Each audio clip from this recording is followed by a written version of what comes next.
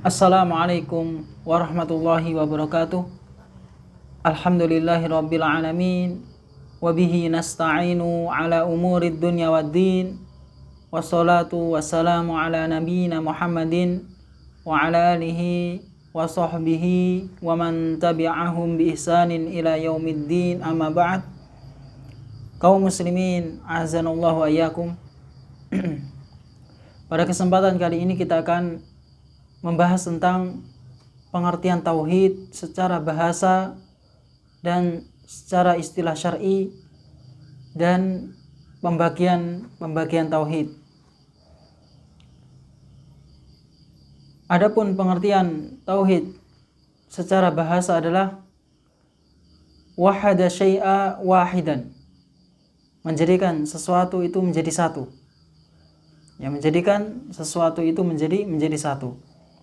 Adapun secara istilah syar'i adalah ifradullah ta'ala bima yakhtassu bihi minar rububiyyah wal uluhiyyah wal asma' was sifat, yaitu mengisahkan Allah Subhanahu wa taala dengan apa yang menjadi kekhususan Allah Subhanahu wa taala dari rububiyahnya, uluhiyahnya dan asma' was sifat, yaitu mengisahkan Allah Subhanahu wa taala dengan apa yang menjadi kekhususan Allah Subhanahu wa taala, dari sifat-sifat perbuatan-perbuatan Allah Subhanahu wa taala seperti menciptakan, memberikan rezeki, yang mengatur alam semesta.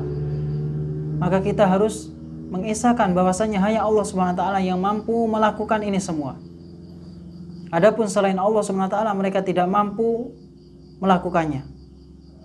Kemudian berkaitan tentang kekhususan Allah SWT, yaitu al-uluhiyah, tauhid al-uluhiyah, yaitu seseorang beribadah hanya kepada Allah Subhanahu wa taala. Hanya Allah Subhanahu wa taala yang berhak dia ibadahi dan meninggalkan segala bentuk penghambaan diri kepada selain Allah. Adapun tauhid asma wa sifat adalah menetapkan nama-nama dan sifat-sifat Allah Subhanahu wa taala, dan bahwasanya setiap nama-nama Allah Subhanahu wa taala mengandung sifat bagi Allah Subhanahu wa taala. Kaum muslimin, a'azanallahu wa iyyakum. Kemudian Al-Alamah Ibnu Qayyim rahimahullah taala menjelaskan tentang pembagian tauhid. Beliau mengatakan, amma tauhidul ladzi da'at ilaihi ar-rusul wa nazalat bihil kutub fahuwa naw'an, tauhidun fil ma'rifati wal isbati wa tauhidun fit talabi wal qasdi. Fal awwal isbatu haqiqati dzati rabbi ta'ala wa sifatihi wa af'alihi wa asma'ihi wa takallumihi bi kutubihi wa taklimihi liman sya'a min ibadihi wa isbatu umumi qada'ihi wa qudratihi wa hikmatihi. Wa qad afsaha al-Qur'anu an hadzal naw'i jiddal ifsahi. Beliau mengatakan, adapun tauhid yang mana para rasul menyeru kepadanya, mengajak kepadanya, dan kitab-kitab turun karenanya, maka itu ada dua macam.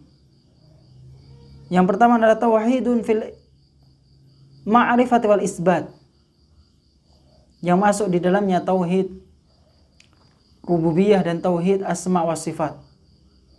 Kemudian wa tauhidun fit talabi wal qasdi, yang masuk di dalamnya tauhid al-ilahiyah wal ibadah atau tauhid al-uluhiyah.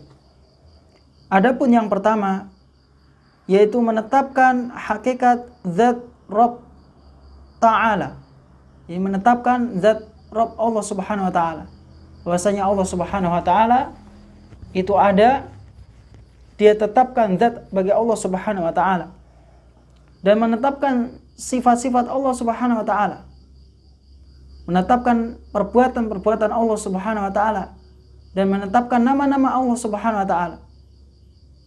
Kemudian dia juga menetapkan bahwasanya Allah Subhanahu wa taala itu berbicara, dengan diturunkannya kitab-kitab, Ya, ini menunjukkan bahwasanya Allah Subhanahu wa taala berbicara. Dan Allah Subhanahu wa taala juga berbicara kepada siapa yang Allah Subhanahu wa taala kehendaki dari hamba-hambanya, dan menetapkan keumuman keputusannya dan kemampuannya dan hikmahnya. Dan Al-Quranul Karim mengungkapkan ini semua dengan ungkapan yang sangat jelas, yang mengungkapkan tauhid yang jenis pertama ini dengan ungkapan yang sangat jelas. Kemudian jenis yang kedua adalah beliau membawakan ayat dalam surat Ali Imran ayat 64, qul ya ahlal kitabi ta'alau ila kalimatin sawa'im bainana wa bainakum alla na'budu illallah wa la nusyrika bihi syai'a wa la yattakhidha ba'duna ba'dan arbaban min dunillah fa in tawallaw faqulu ashhadu bi anna muslimun. Katakanlah wahai Muhammad, wahai ahli kitab, marilah kita menuju kepada kalimat yang sama antara kami dan antara kalian, yaitu supaya kita tidak beribadah kecuali hanya kepada Allah, dan kita tidak menyekutukan Allah Subhanahu wa taala dengan sesuatu apapun, dan sebagian kita tidak menjadikan sebagian yang lain sesembahan-sesembahan selain Allah. Dan jika mereka berpaling, maka katakanlah, saksikanlah bahwasanya kami adalah orang-orang yang muslim. Kaum muslimin azanallahu wa iyyakum. Ya, ayat ini menjelaskan bahwasanya kewajiban seseorang di dalam kehidupan dunia ini adalah mentauhidkan Allah Subhanahu wa taala, beribadah hanya kepada Allah Subhanahu wa taala, dan meninggalkan segala bentuk kesyirikan, kekufuran, dan dia harus wajib beribadah hanya kepada Allah Subhanahu wa taala semata. Dan ayat-ayat yang terdapat di dalam Al-Qur'anul Karim, ya, beliau menjelaskan mayoritas ayat-ayat, surat-surat yang terdapat di dalam Al-Qur'anul Karim, bahkan seluruh ayat yang terdapat di dalam Al-Qur'anul Karim mencakup dua macam tauhid ini. Mencakup dua macam tauhid ini, yaitu tauhid fil ma'rifati wal isbat, yang masuk di dalamnya tauhid rububiyah dan asma wa sifat, kemudian tauhidun fit talab wal qasdi, yang masuk di dalamnya tauhid al-ilahiyah wal ibadah. Dan ayat-ayat tersebut sebagai saksi tentang tauhid ini dan mengajak untuk mentauhidkan Allah Subhanahu wa taala. Fa innal Qur'ana, dan sesungguhnya Al-Qur'an, imma khabarun anillahi ta'ala, bisa jadi sebagai berita tentang Allah Subhanahu wa taala dan nama-namanya dan sifat-sifatnya dan perbuatannya dan ucapannya. Fa huwa tauhidul ilmi al-khabari. Ya. Kemudian wa imma da'watun ila ibadatihi wahdahu la syarika lahu. Dan bisa jadi, ya, Al-Qur'anul Karim, ya, mengajak kepada beribadah hanya kepada Allah Subhanahu wa taala semata, tidak ada sekutu bagi Allah Subhanahu wa taala. Tidak ada yang mampu menandingi Allah Subhanahu wa taala dalam rububiyahnya, ya, asma wa sifat, dan uluhiyahnya. Ya, karena ini menjadi kekhususan Allah Subhanahu wa taala. Wa khala'i ma yu'badu min dunihi, dan berlepas diri dari apa yang disembah selain Allah. Ya, Al-Qur'anul Karim mengajak beribadah hanya kepada Allah dan berlepas diri dari sesembahan selain Allah. Fa huwa tauhidul iradi at-talabi wa imma amrun wa nahyun. Dan bisa jadi Al-Qur'anul Karim, ya, tentang berkaitan tentang perintah, ya, dan larangan. Wa ilzamun bi ta'atihi, dan kewajiban mengharuskan untuk mentaati Allah Subhanahu wa taala, mentaati perintah-perintah Allah Subhanahu wa taala, ya, dan Rasulnya, mentaati perintah-perintahnya dan menjauhi larangan-larangannya. Fa huwa huququt tauhid wa mukammilatuhu, dan itulah hak-hak tauhid yang harus dia penuhi, beribadah hanya kepada Allah Subhanahu wa taala dan meninggalkan segala bentuk penghambaan diri kepada selain Allah. Dan itulah penyempurna tauhid.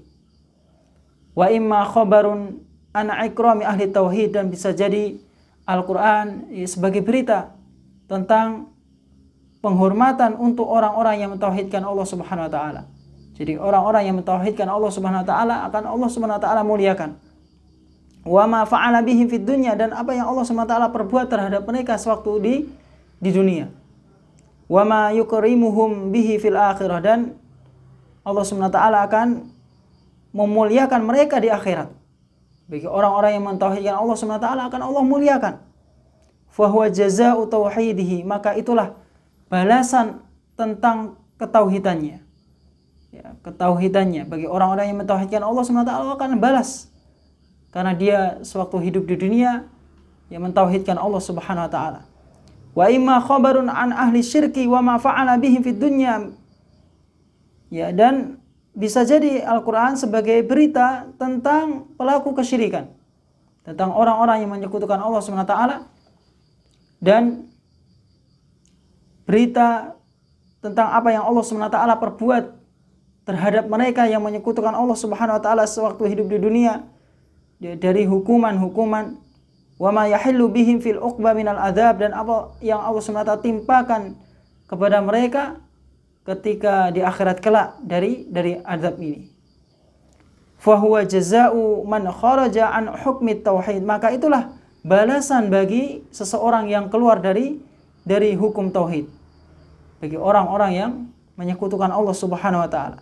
Fal Qur'anu kulluhu fit tauhidi wa huquqihi wa jazaihi, maka Al-Qur'an seluruhnya ya berkaitan tentang tauhid, hak-hak tauhid, dan balasan bagi orang-orang yang mentauhidkan Allah Subhanahu wa taala, dan berkaitan tentang kesyirikan dan pelaku kesyirikan, dan balasan bagi orang-orang yang menyekutukan Allah Subhanahu wa taala.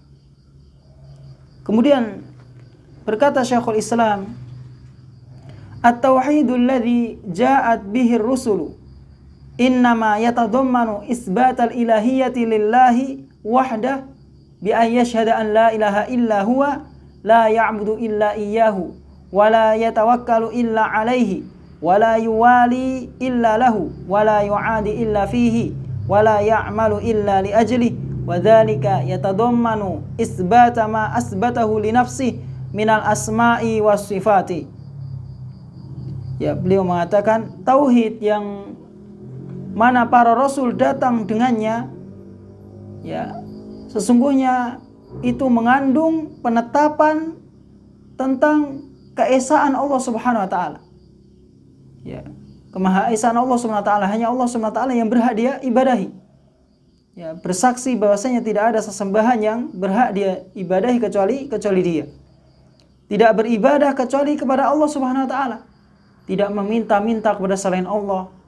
Ya, tidak meminta-minta kepada makam-makam wali yang dikeramatkan, tidak meminta-minta pertolongan kepada kuburan-kuburan yang dikeramatkan, pepohonan-pepohonan yang dikeramatkan, tidak takut kecuali hanya kepada Allah Subhanahu wa taala, tidak bertawakal kecuali hanya kepada Allah Subhanahu wa taala.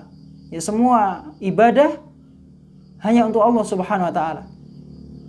Ya, semua jenis ibadah untuk Allah Subhanahu wa taala. Wala yatawakkalu illa alaihi, dan dia tidak bertawakal kecuali hanya kepada Allah Subhanahu wa taala.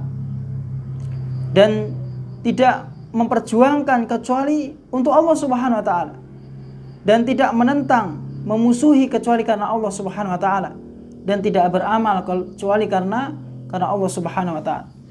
Wa dzalika yatadammanu, dan itu semua mencakup penetapan apa yang Allah Subhanahu wa taala tetapkan untuk dirinya dari nama-nama dan sifat-sifatnya.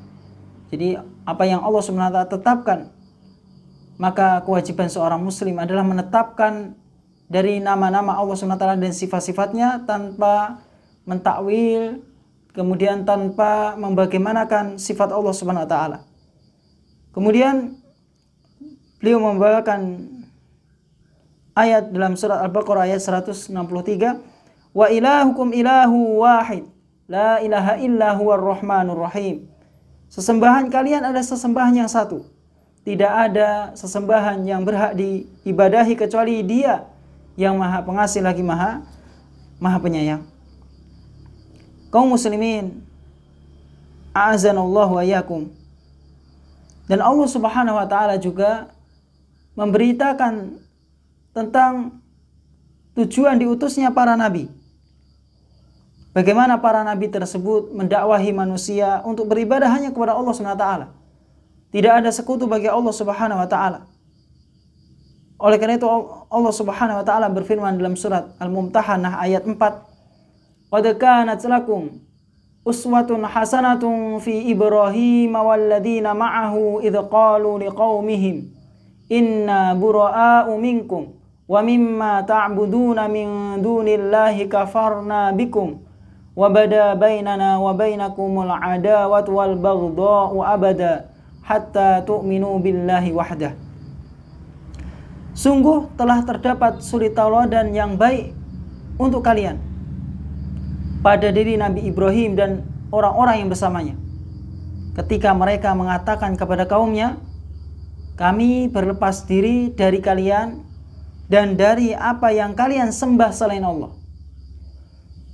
Kami telah kufur terhadap kalian dan telah tampak antara kami dan antara kalian kebencian dan permusuhan dan kebencian untuk selama-lamanya sampai kalian beriman kepada Allah Subhanahu wa taala saja." Ya, lihat kaum muslimin, azanallahu yakum. Bagaimana Allah Subhanahu wa taala mengatakan bahwasanya pada diri Nabi Ibrahim dan orang-orang yang bersamanya terdapat suri tauladan. Karena mereka adalah orang yang memperjuangkan tauhid, memperjuangkan akidah yang benar.